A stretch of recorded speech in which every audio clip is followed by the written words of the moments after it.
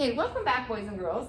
You should have finished your narrative with your showing details and had written your topic sentence, your detailed sentences with showing, and your conclusion.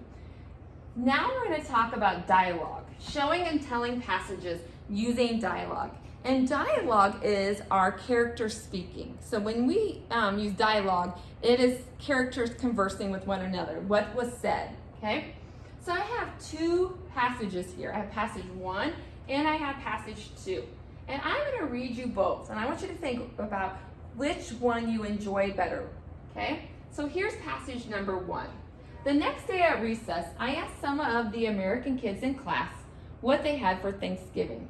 Turkey, what else, dummy, was stuffing, Jimmy Dawson told me. What's stuffing, I asked. He burst out laughing, thinking I was kidding. It's the stuff you put in the turkey, he tried to explain.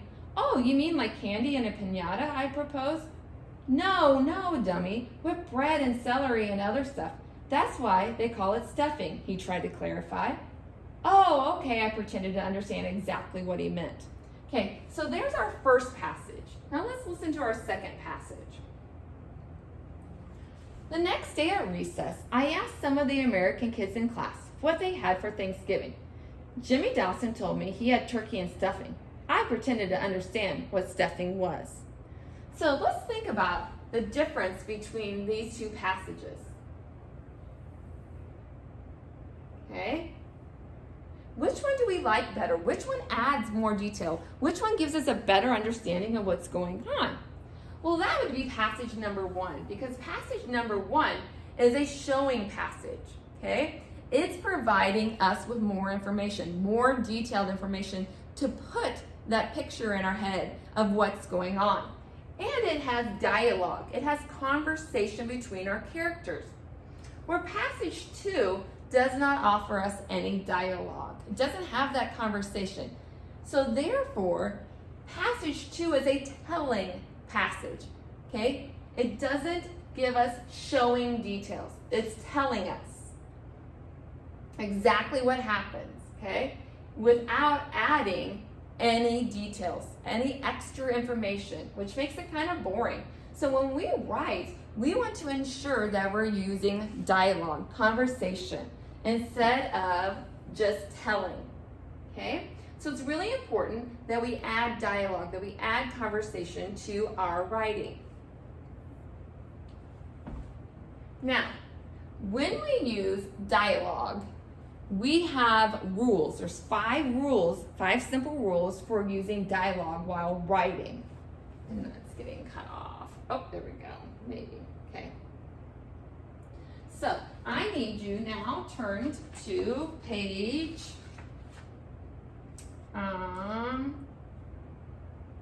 39 in your workbook, 4.1, so we can talk about dialogue, okay? Now, when we do dialogue in our writing, we have to use quotation marks, because when somebody speaks, we put quotation marks around it, okay? That's these 2 little things, okay, are punctuation marks. So quotation marks are placed before the first word of, quotation marks are placed before the first word of a quote and after the punctuation that follows the last word. So here's an example. Give me a taste, Bella said. We put quotation marks around what Bella said, okay? Give me a taste. So those have quotation marks. That phrase does, because that's what she's saying. So quotation mark, what she says, comma, then quotation marks, because this is what is called a beginning quote. So when you start with what the person says, you put quotation marks around it, put a comma before that final quotation mark, and then you have the Bella said, okay? Here's another example. Bella said, comma, quotation mark, give me a taste, period, quotation mark, okay? So those are examples of how we punctuate quotes, dialogue in our sentence. This is a beginning quote, this is an end quote. The reason that this is a beginning quote is because the sentence is starting with our quote, and this is an end quote because of the fact that we're ending our sentence with the quote. So let's look at our rule. Number 2, following along in your workbook. When the tag, the name of the speaker, and the speaking verb follows the quote, it ends with a period. When the tag precedes, which means comes before the quote, it ends in a comma. So in this example, we're starting with our quote. This Bella said is our tagline. Okay, it's saying who's saying it, and it uses a verb like said or told or asked, okay, or yelled. So this is a beginning quote. So we start with our quotation marks around what's being said. We always capitalize the first letter of the first word in our quote. Give me a taste, comma, because we're beginning with a quote, so the comma, and then our quotation mark, then our tag, Bella said. Now this is an end quote, and we start with our tag. Bella said, comma, quotation mark, give me a taste, period, quotation mark. So whenever, if you notice the difference, this has a comma and this has a period. So if you're starting with the quote, you're going to put a comma, only if it's a period. Okay, but this should be a period. If it's an exclamation point or a question, you're going to put that there, exclamation point or question mark if it's a question. And then it's an end quote, so you're going to punctuate it. Okay, so after your tag, if it's an end quote, Bella said, comma, quotation marks, capitalize the word give, me a taste, period, quotation marks. Okay? 3. The punctuation that ends a quote is written inside the quotation marks. Okay, here's the example.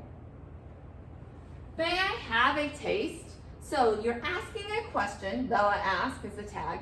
Since you're asking a question, you're putting that question mark in. Now, if this would have been a sentence that ends in a period, you would have put a comma.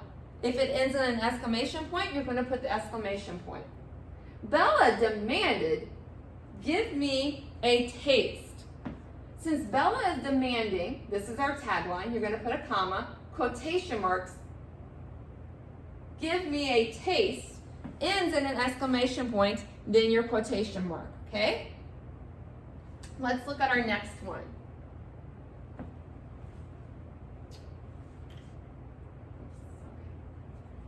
Number 4.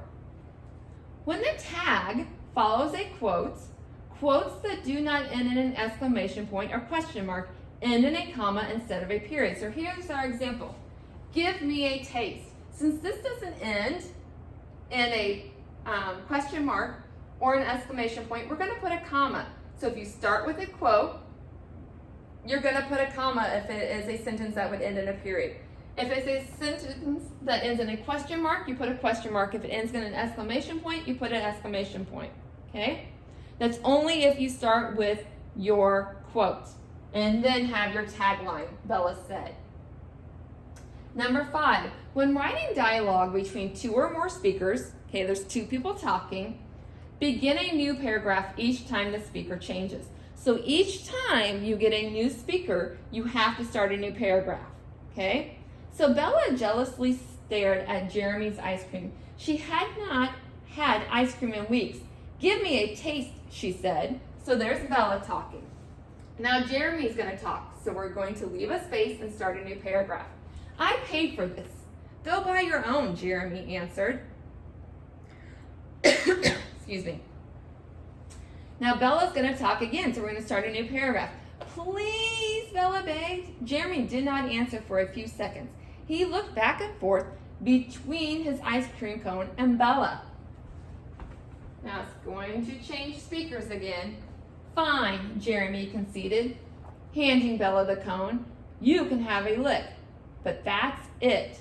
So there are 5 rules for dialogue, how to punctuate dialogue, how to use a tagline, and when you're changing speakers to start a new paragraph. So the main thing is remembering that when somebody is speaking to put quotation marks around it and making sure you put a comma to separate your tagline, or you're putting your question mark or your exclamation point if you're starting with your quote. If you're ending with your quote, then you punctuate it accordingly with your period, your exclamation point, or your quotation mark, and making sure that all goes inside your quote and then your tagline. Okay? So let's look what's next. So we've gone over those and our examples, okay? So that was all on page 39 and 40 on how to punctuate your dialogue. When dialogue is being used, conversation is being used in your writing. So go to page 43 now in your workbook, page 43. Sorry, find it. Okay. Let's look at this passage from the first real sand giving. Okay. Que grande, que lindo. Abuela praised it, none the wiser, or made room for it in the freezer. Mama poked around and snooped inside the grocery bags. Oh, listen to that great showing detail. Now here's our dialogue. Que grande, que lindo, Abuela praised. Those are quotes, okay? That's dialogue, people talking in our story. And so if you can tell that it has the quotation marks around it. And this is a beginning quote, so we have a comma here and then our quotation mark. What's all this for? She asked Abuela, who looked at me to answer her. We're going to have a real sand giving this year, Mama. Sorry, I'm getting a tickle in my throat. Going to make a turkey and yams and everything, I explained. Como? Turkey? Nobody knows how to make that. Especially not your abuela. She can't even cook Cuban food too good. She jabbed. Don't worry about it, Abuela said, trying to remain calm. You just sit down and relax like you always do. Ricky is helping me, and he knows what he's doing. Bueno, Mama replied. I don't know, you better cook something else too. Some carne porco, just in case. See, whatever, Abuela said, just as the bird slipped through her hands. Sorry, boys and girls. So that that passage there has lots of dialogue, conversation in it. Mama's talking, Abuela's talking, Blanco's talking. By adding dialogue, we add showing details to our writing. Okay, so let's look. Below is the dialogue from the passage that was just read. We're not going to do in groups of 3, but it says choose parts and read through the dialogue twice. Then in your group, answer the questions. So, we just read it. This is as if it was being acted out. Abuela said, Que grande, que lindo. Mama, what's all this for? Blanco, we're going to have a real sand giving this year. Mama, Abuela's going to make a turkey and yams and everything. Como, turkey? Nobody knows how to make that, especially not your abuela. She can't even cook Cuban food too good. You just sit down and relax, like you always do. Don't worry, Ricky is helping me, and he knows what he's doing. Mama, bueno, I don't know. You better cook something else too. Some carne porco, just in case. Abuela says, see, whatever. So there's our conversation broken down. Okay, it doesn't say, I'm sorry, boys and girls. My allergies and I get that tickle in my throat. It doesn't say Mama said or Abuela said or anything like that, okay? It just has the conversation broken out. So now let's look at our, it might be out of order. Questions.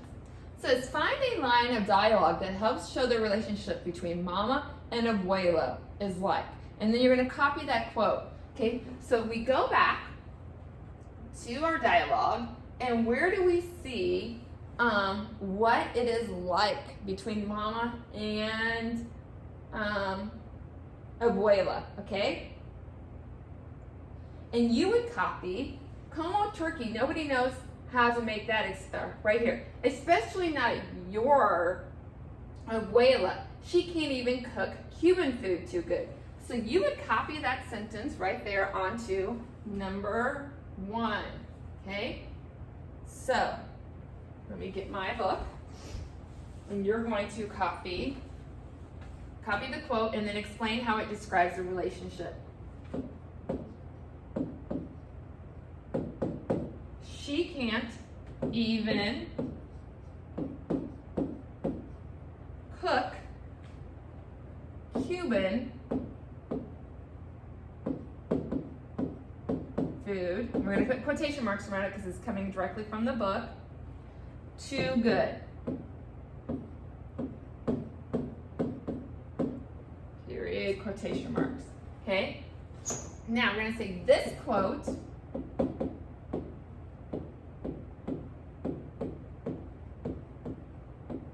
shows that Mama is making fun of Abuela's cooking.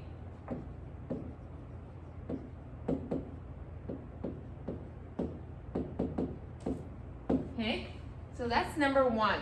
She can't even cook human food too good. This quote shows that Mama is making fun of Abuela's cooking. That shows their relationship. Oh, I needed to put that down there. Sorry. So you can pause the video and you can copy that. And then you're going to go to number 2. You're going to find a line in the dialogue that helps show what the relationship between Mama and Blanco is like. And then you're going to explain it. So we need to go back to that page and find a quote that shows what Mama and Blanco's relationship is like.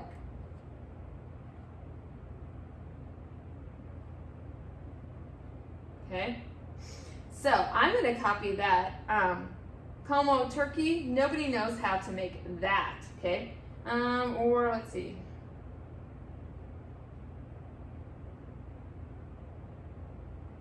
Okay, so yeah, I'm going to copy that sentence right there where it says,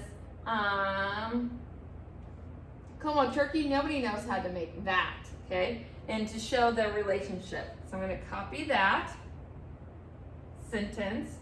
I'm not going to be, I'll do my best of drawing it upside down. Como turkey, nobody knows, remember quotation marks, how to make that, period. Okay, there's my quote. Now I'm going to explain it, okay? And I'm going to say, Mama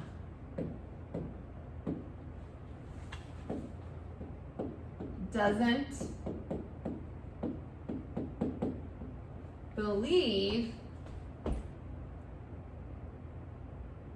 Blanco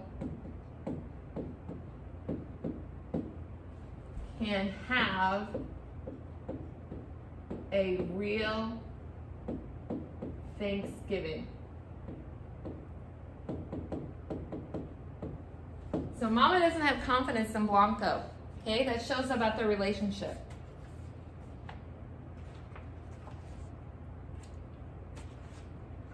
So now I'm going to go to question number 3. What does the line, you just sit down and relax like you always do, tell us about what Abuela thinks of Mama? What does Abuela think of Mama? Okay? To me, Abuela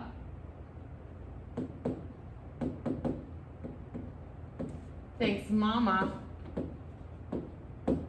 is lazy. By saying, you just sit down and do nothing like you always do. Okay? So she's being lazy. Number 4, what does the dialogue show about the conflict between American culture and Cuban culture and Blanco's house? So what does this dialogue show? It shows that the conflict, okay? Blanco's family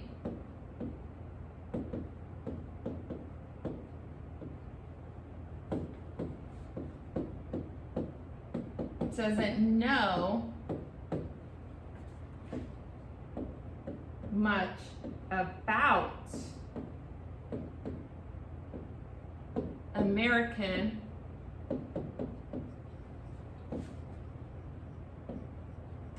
culture, only their Cuban culture.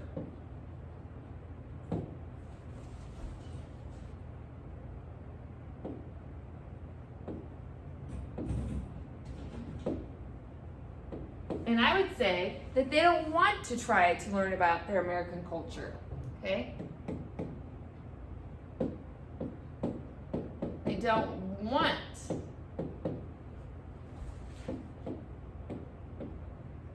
to learn about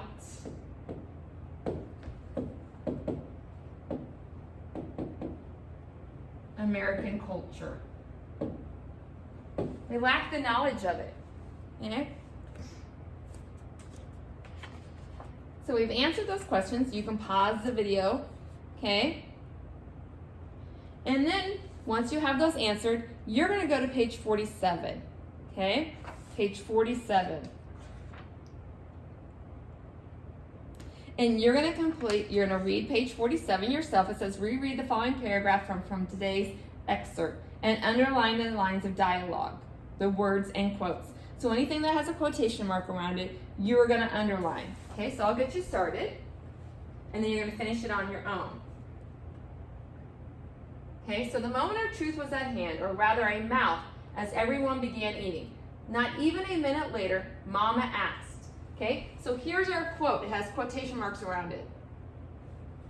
So you are going to underline that. What is this canela meringue on top? So sweet. Are you sure this isn't dessert?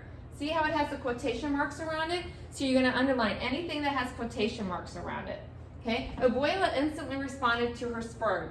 They are yummies, just like yucca, but orange and sweet. That's all. Just eat.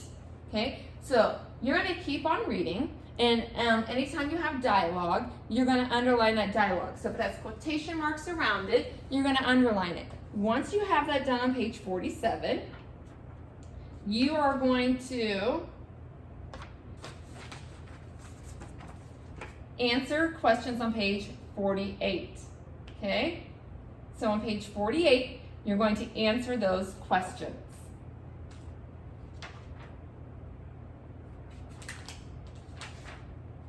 And then you will be done with today's lesson, and you will need to, all those pages that we just did together, every single page that we just did together, starting on page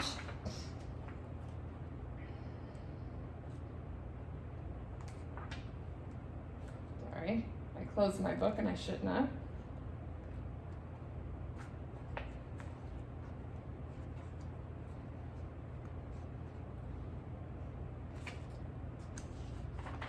Starting on page 33, you're going to take a picture of those pages all the way to page 48 that we had writing on, and you're going to take a picture of those and you're going to upload them onto the Google Doc that I provided for you.